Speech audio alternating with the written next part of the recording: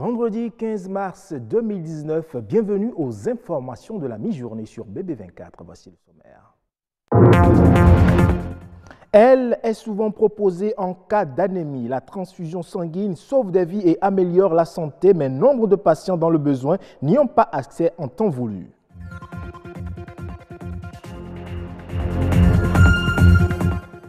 Les aléas climatiques liés à la variabilité et aux extrêmes pluviométriques ne sont pas sans conséquences sur les produits maraîchers. Déjà, des plaintes se font entendre.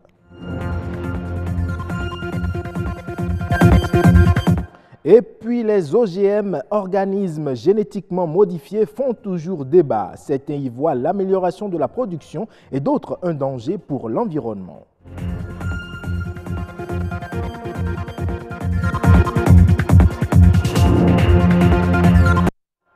Démarrons par cette nouvelle brève. Le Bénin vient d'approuver avec le Niger un accord relatif à la construction et à l'exploitation d'un système de transport des hydrocarbures par pipeline. Selon le Conseil des ministres, cet accord va permettre d'assurer le transport des hydrocarbures en provenance des sites de production au Niger vers le port de Cotonou. Dans cette perspective, il sera procédé dans un premier temps à l'approbation de l'étude d'impact environnemental et social, de même que de l'étude de faisabilité et dans un second temps à la création de la société de transport dédiée au projet, puis à la signature de la convention y relative.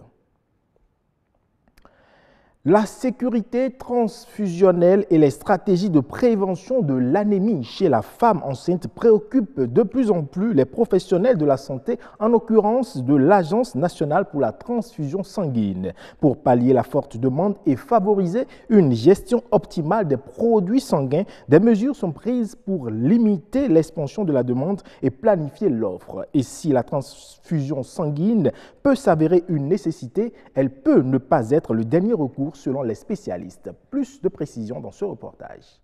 C'est une opération médicale qui consiste à injecter par perfusion intraveineuse du sang ou des dérivés sanguins.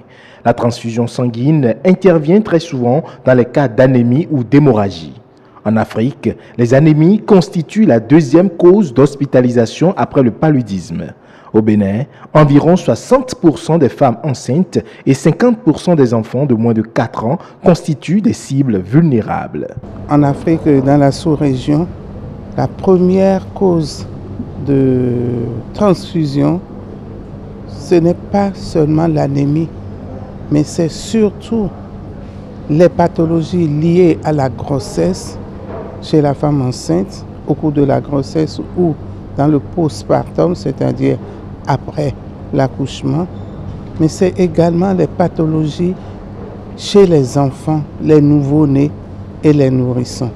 Un constat qui nécessite une formation des agents de santé en gynécologie et en pédiatrie sur le traitement de l'anémie de la mère à l'enfant. Nous avons constaté depuis plus de 5 ans aujourd'hui que c'est le couple mère-enfant qui prend plus de 70% des produits que nous cédons aux malades.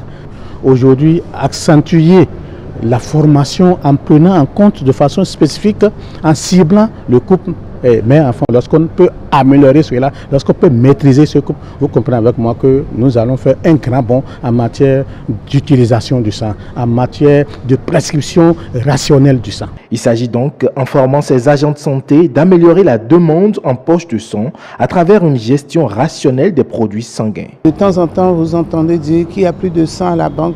De sang, il n'y a plus de sang. Mais est-ce qu'on gère bien? Est-ce qu'on ne transfuse pas en excès? Donc il faut vraiment poser le diagnostic, l'indication de la transfusion avant de transfuser. Toutes les anémies n'ont pas besoin d'être transfusées.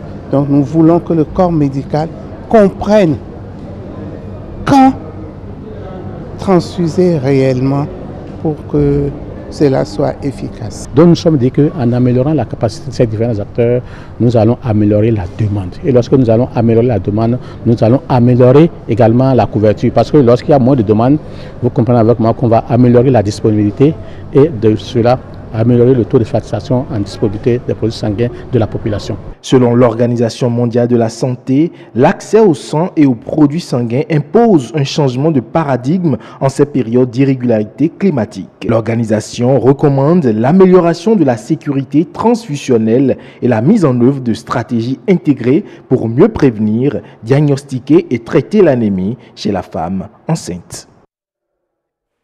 Les OGM, plus connus sous le nom les organismes génétiquement modifiés, sont conçus dans le but d'améliorer les rendements de production. Pour certaines agences scientifiques et réglementaires, loin d'être dommageables pour l'environnement, ils sont une opportunité. Mais pour Patrice Sagbo, il en a toute une autre opinion. Il est ici au micro de Enoch Rumpati.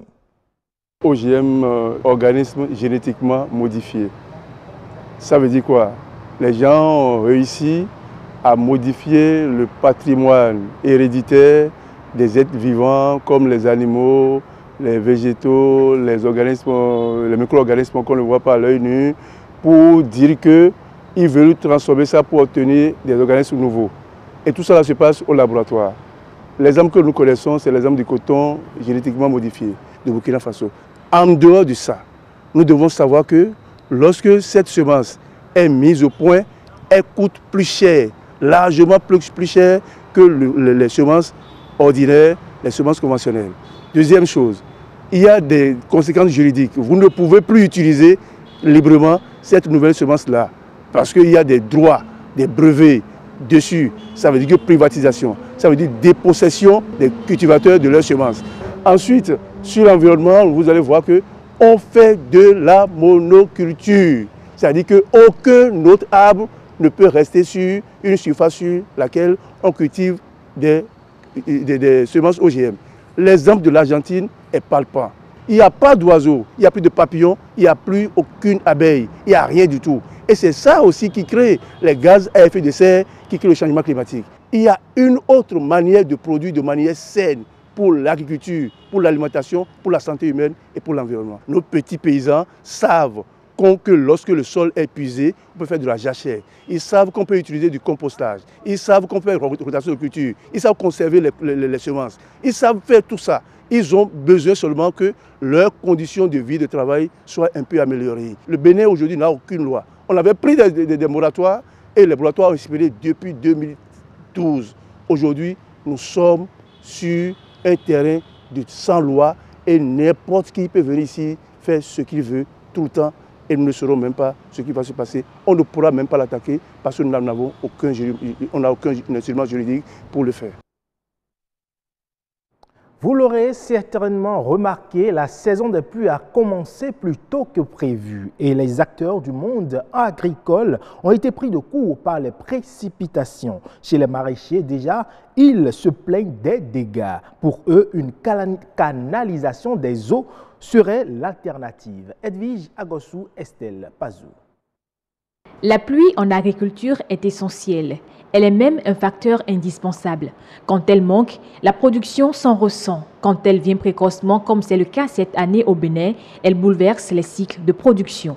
Cette vague de pluie précoce dans le monde agricole vient pour bouleverser totalement le système de production agricole de notre pays, où les producteurs de base ne savent plus quoi faire et sont laissés à des aléas inexplicables du monde agricole. D'abord, la tomate, les piments et les cannes à sucre ont été totalement inondés. Et arrivé au niveau des TFM, la lecture qui est normalement faite pour des fins de données ont commencé par reçu des tâches liées au développement rapide des champignons qui n'étaient pas prévus. Et tout le système agricole est bouleversé. Selon les experts du Fonds des Nations Unies pour l'alimentation et l'agriculture FAO, l'eau utilisée pour l'agriculture provient essentiellement des précipitations. En tenant compte des changements climatiques, de la rareté et de la précocité des pluies, ils appellent les États où l'agriculture a une place prépondérante à mettre en place des systèmes de stockage. Dans le rang des maraîchers béninois, la solution est envisageable.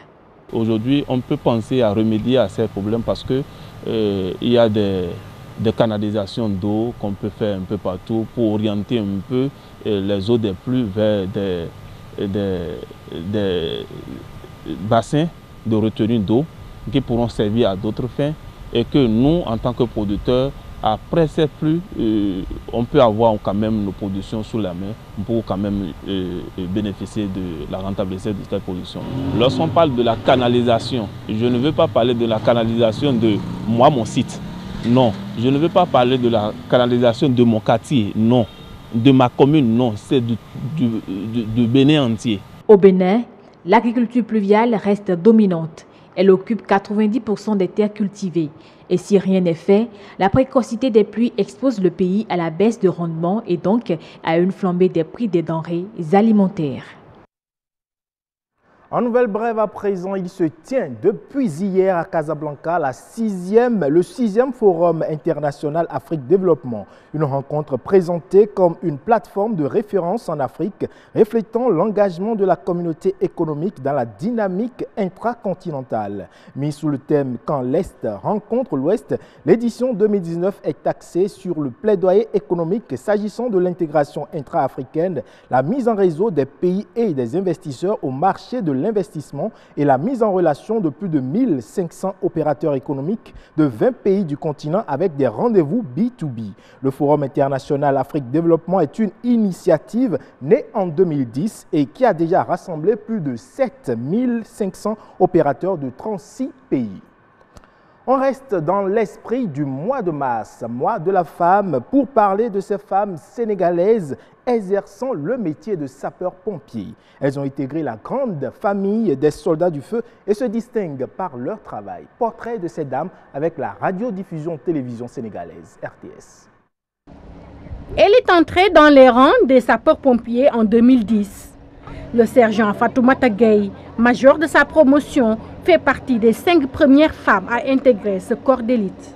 J'ai intégré la Brigade nationale des sapeurs-pompiers en 2010, faisant partie de la première promotion des filles sapeurs du Sénégal. Donc totalisant 9 ans, 2 mois, 3 mois de service. Sauver des vies, c'est merveilleux. Donc la personne est en détresse, vous venez lui porter secours. Vous le voyez même dans ses yeux, quoi. Savoir que vraiment vous exercez un métier très noble. Vous vous sentez fier d'avoir sauvé quelqu'un qui peut-être aurait pu s'y passer. Ces années d'expérience lui ont permis d'être aujourd'hui la seule femme chef de garde à la caserne de Djedjouaï. Vous prenez la garde pendant 24 heures, vous coordonnez les interventions de secours dans votre compagnie. L'ambulance, le fourgon, quand il y a incendie, vous sortez avec le véhicule, le fourgon. Maintenant, l'ambulance aussi, vous essayez à tout prix de savoir qu'est-ce qui se passe dehors.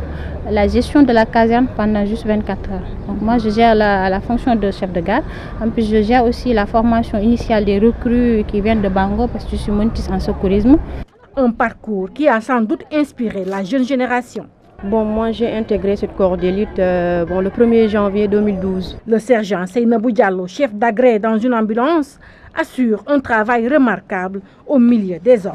Bon, des fois tu es dans les enjeux d'incendie et d'autres fois donc quand tu montes la garde au niveau de la poste de police, des fois aussi tu montes la garde aussi à l'ambulance. Ces dames sapeurs-pompiers sont fiers de porter leur uniforme. Qui veut n'est pas sapeur-pompier. Maintenant, quand on est femme et animée d'un esprit compétitif, vouloir dépasser ses compétences, on peut qu'intégrer ce corps d'élite, vraiment. Nous, on subit donc la même formation, parce que moi, j'ai fait le CAT1 avec des hommes, et de ce fait, nous étions 4 filles, et les hommes étaient 300. On faisait les 8 kilos avec eux, armes et sacs, les combats, et tous les travaux pénibles donc, oui, avec les hommes.